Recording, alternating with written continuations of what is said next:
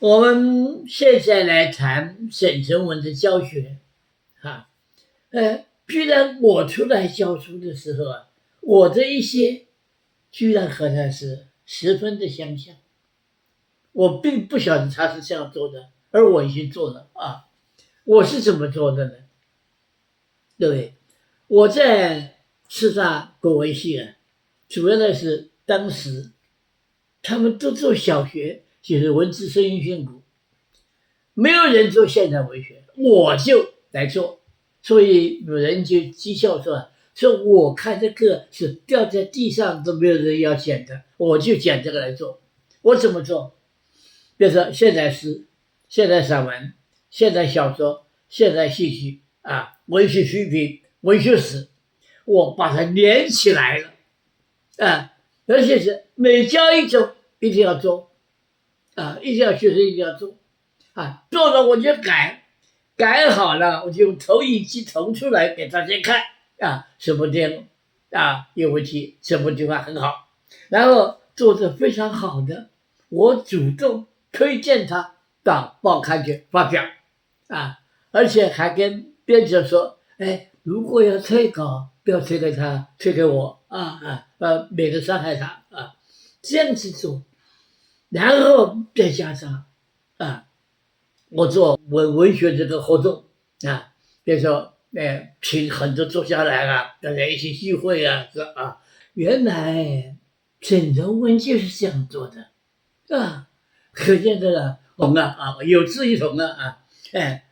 完全正确然后他叫大家叫他学生作品，不把那个题目定得很呆，不需要。这一点我也是一样，我常常说的题目就是如果你写吧，还是我想你写吧你爱怎么写你怎么写是你的事情是吧？你不要限制他嘛，是不是所以他的主张如果在小说里面的话，一定要偏照人物来写，就是你要写的是真人真事，是吧？不要去把它想得如何的美好，或者是如何的邪恶，不行，那不真一定要保持住这个真的才行，一定要如此才行然后就他这个人真好，那么他课余做什么呢？他写字，写章草。什么叫做章草这个人汉元帝时候的一个黄门令叫做史游他写的这个草叫做章草，是完全不受影响完全是自由挥洒我觉得这也对，他写的这个字正就是沈从文自己的人格，正就是他自己的性格他就是这样子，完全不受拘束，自由挥洒。我非常赞成很赞成他这一点这是他的教学的情形是如此所以有一个人叫余秋雨就是文学批评家，他说是这样，他说教学单纯的教学可以吗？不行我们现在做的，如像我这师大做的教学一定要研究。当然了，你不做研究，你的教学不够精良教学和研究是一回事，最好还要写作写作跟研究又不一样，对不对一个是教学、研究和写作三位一体，这是才行，否则的话，你仅仅的教学不够那你的教学不够精纯，也不够有价值所以完全对余秋雨怎么说余秋雨是说教学、学术研究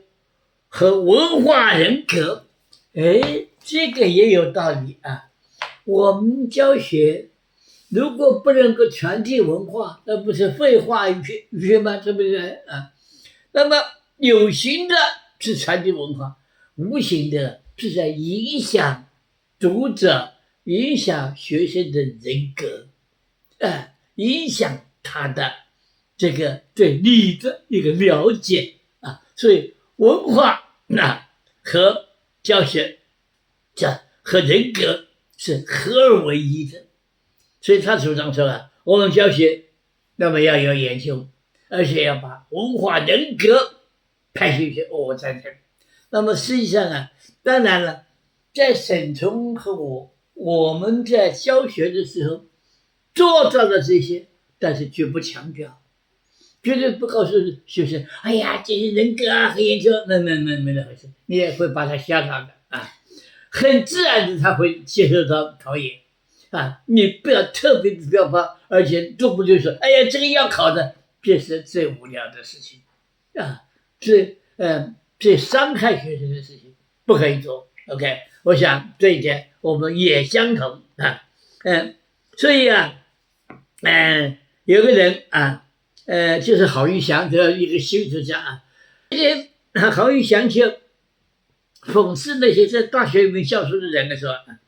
每天在课堂上教授文学，在文学理论的术语中玩弄游走，却越来越不知道文学现在和自己有什么关联。骂得对，好多的大学教师，文科的恐怕是如此。不管了，是吧？我自己做我自己分内的事情了，是吧？否则的话，你真的会没有办法待下去的啊。OK， 好，这是我们讲他在教学功能在这里。